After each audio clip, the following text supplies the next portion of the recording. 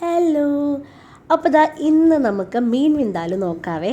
അതിനായിട്ട് 1 കിലോ മത്തിയാണ് ഇവിടെ എടുത്തിട്ടുള്ളത്. അത് രണ്ടായി മുറിച്ച് മഞ്ഞൾപ്പൊടിയും മുളക് പൊടിയും ഉപ്പും ഇട്ട് പുരട്ടി വറുത്ത് വെച്ചേക്കുവാണേ.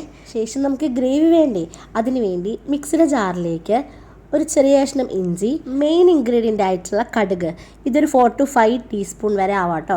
അതിനുശേഷം മുളക് പൊടി, മഞ്ഞൾ, കാശ്മീരി ചില്ലി പൗഡർ, മല്ലിപ്പൊടി, ആവശ്യത്തിന് ഉപ്പ് ചേർത്ത് നന്നായി ഒന്ന് മിക്സായി വരുന്ന പാകത്തിന് എടുത്തിട്ട് ശേഷം നമ്മൾ ആഡ് ചെയ്യുന്നത് വിനേഗറാണ് കേട്ടോ. ഈ ഒരു പ്രോസസ്സ് ഫുള്ളും നമ്മൾ വിനേഗറിലാണ് ചെയ്യുന്നത്, വെള്ളം ആഡ് ചെയ്യാൻ പാടില്ല. ഞാനിപ്പോൾ ഇവിടെ 1/2 കപ്പ് വിനേഗറാണ് കേട്ടോ ആഡ് ചെയ്തിരിക്കുന്നത്.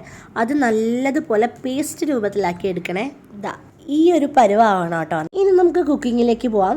മീൻ വറുത്ത എണ്ണ തന്നെയാണ് കേട്ടോ ഞാനിവിടെ യൂസ് ചെയ്തിട്ടുള്ളത്. അതാകുമ്പോൾ കൂടുതൽ ടേസ്റ്റ് ആയിരിക്കും. അപ്പോൾ ചട്ടി ചൂടാക്കി എണ്ണ ഒഴിച്ചു ശേഷം നമ്മൾ മിക്സ് ചെയ്ത് വെച്ചിരിക്കുന്ന പേസ്റ്റ് ആഡ് ചെയ്ത് കൊടുക്കുന്നുണ്ടേ. അത് നല്ലപോലെ മുരിഞ്ഞു വരണം കേട്ടോ. ചട്ടിയിൽ നിന്നും വിട്ടുവരുന്ന പരുവാവണേ നമ്മുടെ ഗ്രേവി. അപ്പോൾ അതവിടെ നിന്ന് റെഡി ആവട്ടെ. പക്ഷെ ഒരു കാര്യം ശ്രദ്ധിക്കണേ, കൈ എടുക്കാതെ ഇളക്കിക്കൊണ്ടിരിക്കണേ, അല്ലെങ്കിൽ അടുക്കി പിടിക്കുവേ. അപ്പോഴേക്കും ഞാൻ മിക്സിയിലുണ്ടായിരുന്ന ബാക്കി ഗ്രേവി ഉണ്ടല്ലോ, അതിനകത്ത് ഇത്തിരി വിനാഗിരി ഒഴിച്ചതാ ഇതുപോലെ ആക്കി വെച്ചിട്ടുണ്ടേ. അപ്പോൾ നമ്മുടെ ഗ്രേവി ഈ ഒരു പരുവായി വരുമ്പോൾ നമ്മൾ നേരത്തെ വിനാഗിരി ഒഴിച്ച് വെച്ച ആ ഒരു ജാറില്ലേ, അതിലുള്ള കൂട്ട് നമുക്ക് ഇതിലേക്ക് ആഡ് ചെയ്ത് കൊടുക്കണം.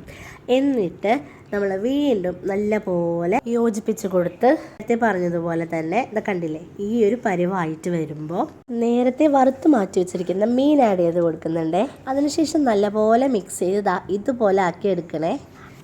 പിന്നെ ചിലരിതിനെ മീനച്ചാറെന്നും പറയുവേ. ഞാൻ എന്തായാലും പഠിച്ചിരിക്കുന്ന മീൻ വിന്താലെന്നാണേ. അപ്പോൾ സാധനം എന്തായാലും നല്ല എരിവും പുളിയൊക്കെ പിടിച്ച് നല്ല അടിപൊളി ടേസ്റ്റ് ആയിട്ടുണ്ടേ. എന്തായാലും ഒന്ന് ട്രൈ ചെയ്ത് നോക്ക്, നല്ല കിടുക്കാച്ച് ടേസ്റ്റ് ആയിരിക്കും. ചാ.